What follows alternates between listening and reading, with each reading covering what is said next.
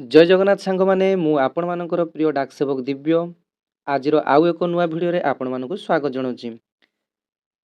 सांग माने जो माने भी जीडीएस रो 6th मेरिट लिस्ट को बा षष्ठ तालिका को अपेक्षा करथिले सेमानको पई बहुत बड़ खुशी रो खबर बा अपडेट आसीछि। देखंतु 6th मेरिट लिस्ट वर्तमान पब्लिश होई सारिछि। तबे जो माने सिलेक्शन होइथिबे सेमाननको मोबाइल को ऑलरेडी मेसेज आसी जाइथिबो एवं ईमेल को मध्य मेसेज आसी जाइथिबो। तेबे किछि जण सिलेक्शन होइतिले मध्य जो मोबाइल नंबर टी आपण माने अप्लाई समय रे देइथिबे तेबे आपण माने जदि से मोबाइल नंबर टी अकामी थिबो किंबा ईमेल टी आपण मानकर चालू नथो तेबे आपण माने सिलेक्शन होई मध्य आपण माने जानि पारु नथबे। तेबे आपण माने एमिति ए लिस्ट को आपण माने देखि एथिरे आपण मानकर रेजिस्ट्रेशन नंबर टी को आपण माने मिळेई नेबे जे आपण मानकर सिलेक्शन होईछि कि नाही। बेले बेले आपण माने सिलेक्शन होइतिले मध्य मोबाइल को मेसेज जाई न थाए किंबा ईमेल को मध्य मेसेज जाई न थाए। तेबे आपण माने एई लिस्ट को डाउनलोड करि नेबे। तेबे संपूर्ण भाव रे जीडीएस अप्लाई रो जेबेठू आपण मानकर जीडीएस अप्लाई स्टार्ट हैला तो सेबे ठारू आपण मानकू प्रत्येक रो अपडेट आपण मानकू मु देई चलीछि। तेबे आपण मानकू सर्वप्रथम मु कहिथिली जे जुलाई 15 तारिख रे आपण मानकर जीडीएस वैकेंसी आसीबो एवं 7 रु 8 टी मेरिट लिस्ट प्रकाश पाइबो। तेबे देखंतु प्रत्येक थर आपण मानकू किछि ना किछि नुआ नुआ अपडेट आसले आपण मानकू देई आसीछि। देखंतु आपण मानकू मु कहिथिली जे 6th मेरिट लिस्ट आसीबो तेबे फाइनली आपण मानकर 6th मेरिट लिस्ट आसी जाइछि। तेबे आपण माने भाबुथुए मु बहुत दिन रु किछि आपण मानकू अपडेट दउ नथली। देखंतु मोर देह टिके बहुत असुस्थ थिला तेबे आपण मानकू पई वीडियो मु किछि आनी पारु नथली। तेबे आगो को लगातार भाव रे आपण मानकू एमिति अपडेट आपण मानकू देई चलीबी। तेबे देखंतु वर्तमान आपण माने स्क्रीन रे देखि पारथुए जीडीएस ऑनलाइन एंगेजमेंट शेड्यूल 2024 जुलाई ओडिशा सर्किल लिस्ट वीआई। तेबे आशा करिबा जे जीडीएस रो 7th एवं 8 मेरिट लिस्ट भी आसी पारे। देखंतु गत वर्ष ठारू ए वर्ष बहुत अल्प पिला जॉइनिंग करुथवार नजर को आसुची।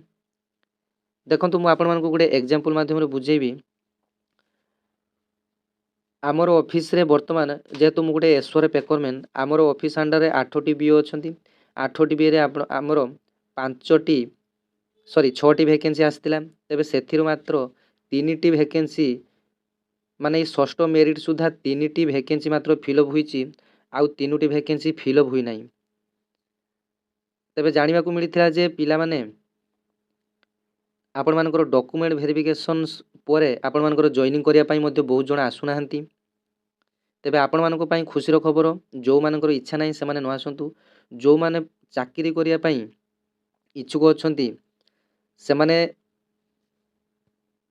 प्रिपेयर होई जांतु जे 2024 रे आपण मानकर जो मानकर हेई नाही 2025 रे मध्ये बहुत बड़ वैकेंसी आसीबा पई जाउची। जहा कि आपण मानकू मु पूर्व वीडियो रे मध्ये कहिथिली जे ओडिसा रे प्राय 300 रु अधिक डाक घर खोलिबा को जाउची जहा कि आपण मानको पई बहुत बड़ खुशी रो खबर। तेबे से वैकेंसी आसिले आपण मानकर 3 रु 4 हजार ही वैकेंसी आसीबो। तेबे मार्च एप्रिल सुधा आपण मानकर एही वैकेंसी आसी जिवो जहा किछि जणा पडुची। तेबे आसिले आपण मानको मु प्रत्येक थर परि एथर भी आपण मानको मु अपडेट देबी।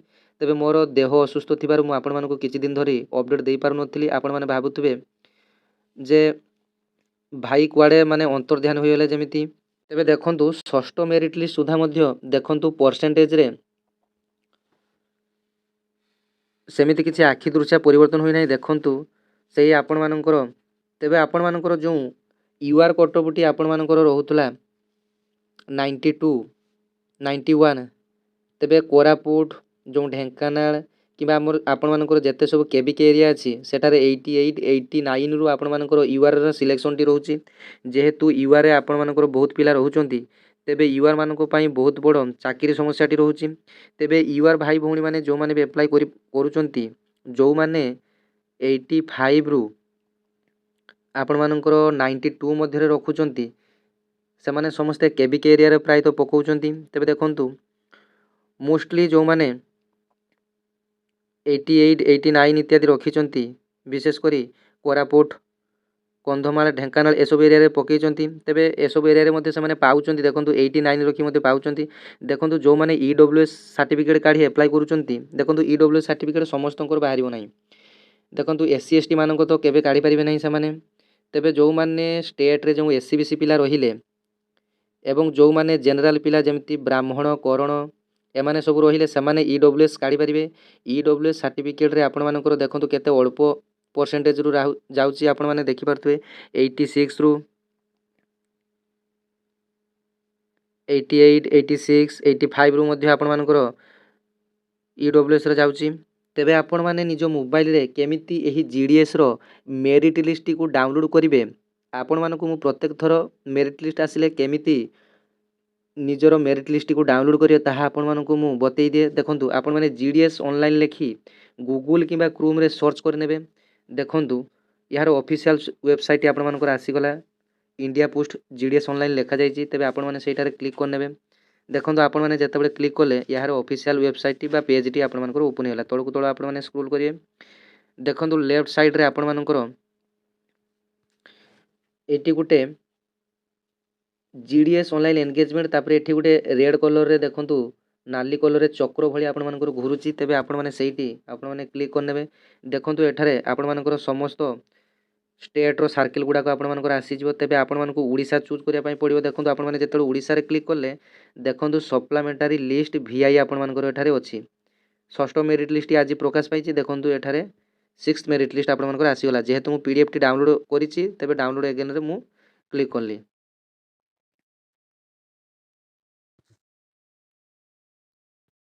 तेबे देखंतु आपण मानकर पीडीएफ टी डाउनलोड हो गला तेबे एमिति भाबरे आपण माने डाउनलोड करि नेबे एवं जो माने सिलेक्शन होइचंती सेमानकु कांग्रेचुलेशन जो माने सिलेक्शन होई नांती मन दुख करबार नाही 2025 रे पुणी वैकेंसी आसीबो जो माने भलो मार्क रखिचंती सेमाने समस्ते सिलेक्शन हेबे एटा आपण मानकर जेहेतु मार्क सिलेक्शन प्रक्रिया रे सिलेक्शन टी करा जाउची तेणु जो माने भलो मार्क 10म श्रेणी रे रखिथिबे सेमाने ही जॉब टी पाइबे बीपीएम मानकर सैलरी वर्तमान स्टार्टिंग रहिबो 17,500 17,500 रु 18,000 एवं एबीपीएम मानकर 15,500 तेबे डाक सेवक मध्य सेही एबीपीएम कैटेगरी सेमानकर मध्य सैलरी रहिबो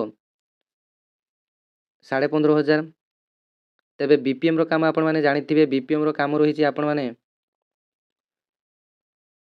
प्राय तो जानिथिबे जे टंका पैसा कारबार करिवा सहित आपण मानकर अकाउंट ओपनिंग करिवा तेबे एबीपीएम रो काम रहिछि बीपीएम मानकु सहाय्य सहयोग करिवा जेमिति आपण मानकर अकाउंट ओपनिंग फॉर्म टी फिल अप कर देबा किबा आपण मानकर जो डिपोजिट स्लिप किबा विड्रो स्लिप टी फिल अप कर देबा बीपीएम रो जे कोनोसी काम रे आपण माने सहयोग करिवे एवं चिट्ठी पत्र बांटिवा काम एबीपीएम रो काम एबीपीएम रे पुनी दुईटी कैटेगरी रहिछि गुटी हैला एमसी गुटी हैला एमडी एमसी कहिले आपण माने गुटिए जागा रो डाको आनी माने आपण मानकर एसओ पॉइंट रु डाको आनिबे सब ऑफिस रु डाको आनी आपण मानकर ऑफिस रे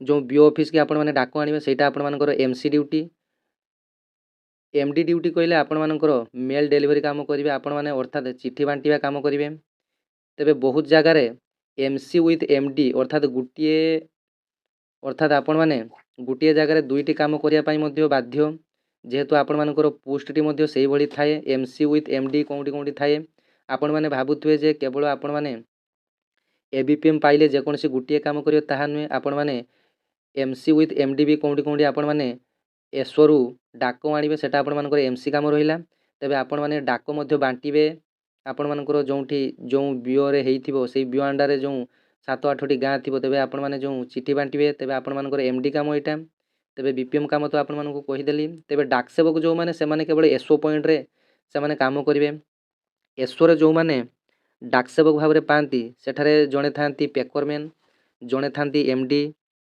जणे थांती एमसी तेबे प्राय तो पेकरमैन रो काम जेहेतु मु जणे पेकरमैन थिली तेबे एसपीएम आसीबा ठारू अर्थात ऑफिस ओपनिंग ठारू 9:30 रु आसीबे एवं एसपीएम जीवा पर्यंत अर्थात 5:30 पर्यंत आपन को रहिबा पई पड़िबो किंतु आपण मानकर नॉर्मली काम रहिछि जे आपण मानकर जीडीएस रो वर्किंग आवर कहिले आपण मानकर 4 रु 5 घंटा तेबे टीआरसी लेवल मध्ये सेमिति रहिछि 4 घंटा काम करले टीआरसी लेवल 1 5 घंटा काम होइतिले आपण मानकर टीआरसी लेवल 2 ତେବେ ଏସବୁ ଆପଣମାନଙ୍କର ପରବର୍ତ୍ତୀ ମୁହୂର୍ତ୍ତରେ ଆପଣମାନେ ବୁଝିବେ। ତେବେ ଟିଆରସି ଅନୁସାରେ ଆପଣମାନଙ୍କର ଦରମାଟି ଫିକ୍ସ ହୋଇଥାଏ। ଯେମିତି ବିପିଏମ୍ ମାନଙ୍କର ବେସିକ୍ ପେଟି ରହିଛି 12,000, ଏବିପିଏମ୍ ମାନଙ୍କର ବେସିକ୍ ପେଟି ରହିଛି 10,000। ତେବେ ଆଗ କାଳରେ ଯେଉଁମାନେ ବିପିଏମ୍ ଥିଲେ ସେମାନଙ୍କର ବେସିକ୍ ପେଟି ରହିଛି 14,500। ଆପଣମାନେ ଜାଣିଥିବେ ଆପଣଙ୍କ ଏରିଆରେ ଯେଉଁ ବୁଢ଼ା ଯେଉଁ ସେ କାଳରେ ଯେଉଁ ବିପିଏମ୍ ମାନେ ଥାଆନ୍ତି, ତେବେ ସେମାନଙ୍କର ବର୍ତ୍ତମାନ ପେ ସ୍କେଲ୍ ରହିଛି ଆପଣମାନଙ୍କର 14,500 ଯେଉଁମାନେ ବିପିଏମ୍, ଏବଂ ଯେଉଁମାନେ ସେ କାଳରେ ଏବିପିଏମ୍ ଅର୍ଥାତ୍ ଚିଠିପତ୍ର କାମ କରୁଛନ୍ତି ସେମାନଙ୍କର ବେସିକ୍ ପେ ରହିଛି 12,000। ତେବେ ବର୍ତ୍ତମାନ ଯେଉଁମାନେ ଫ୍ରେଶ୍ ପିଲା ପାଉଛନ୍ତି ସେମାନଙ୍କର ବେସିକ୍ ପେ ରହିଛି 10,000। ତେବେ ଆପଣମାନେ ଭଲ କାମ କଲେ ଆପଣମାନେ ମଧ୍ୟ ଟିଆରସି ଲେବୁଲ୍ ଚେଞ୍ଜ କରିପାରିବେ। ଆପଣମାନେ ବିପିଏମ୍ କାଟାଗୋରୀର ହୋଇଥିଲେ 12,000ରୁ 14,500 ମଧ୍ୟ କରିପାରିବେ। ଏଇଟା ଆପଣମାନଙ୍କର ଇନ୍ସପେକ୍ଟରଙ୍କ ଉପରେ ବା ଏଏସ୍ପିଙ୍କର ଆପଣମାନଙ୍କର ଯେଉଁ ଅଥରିଟି ରହିଛନ୍ତି ସେମାନଙ୍କର ଷ୍ଟାଟିଷ୍ଟିକାଲ ସର୍ଭେ କରିବେ। ଷ୍ଟାଟିଷ୍ଟିକାଲ ସର୍ଭେ କରିସାରିଲା ପରେ ଆପଣମାନଙ୍କର ପ୍ରମୋସନ୍ ଆପଣମାନେ ଟିଆରସି ଲେବୁଲ୍ ବଢ଼ାଇ ପାରିବେ। ତେବେ ଏବିପିଏମ୍ ମାନେ ମଧ୍ୟ ଯେମିତି 10,000 ବେସିକ୍ ପେରୁ ଆପଣମାନେ 12,000 ଆପଣମାନେ ଟିଆରସି ଲେବୁଲ୍ ଚେଞ୍ଜ କରିପାରିବେ। ତେବେ ଦେଖନ୍ତୁ କଟଅଫ୍ଟି ଆସ୍ତେ ଆସ୍ତେ ଆପଣମାନଙ୍କର କମୁଛି। ତେବେ ଆଶା କରିବା ଯେ ଆଉ ଗୋଟିଏ କିମ୍ବା ଦୁଇଟି ମେରିଟ୍ ଲିଷ୍ଟ ଆପଣମାନଙ୍କ ପାଇଁ ଆସିବ। ତେବେ ସାଙ୍ଗମାନେ ଆଜି ପାଇଁ ଏତିକି ଇନଫର୍ମେସନ୍ ରହୁଛି। ତେବେ ପରବର୍ତ୍ତୀ ଆଉ ଗୋଟିଏ ନୂଆ ଭିଡ଼ିଓରେ ଆପଣମାନଙ୍କ ସହିତ ଦେଖାହେବ। ଜୟ ଜଗନ୍ନାଥ।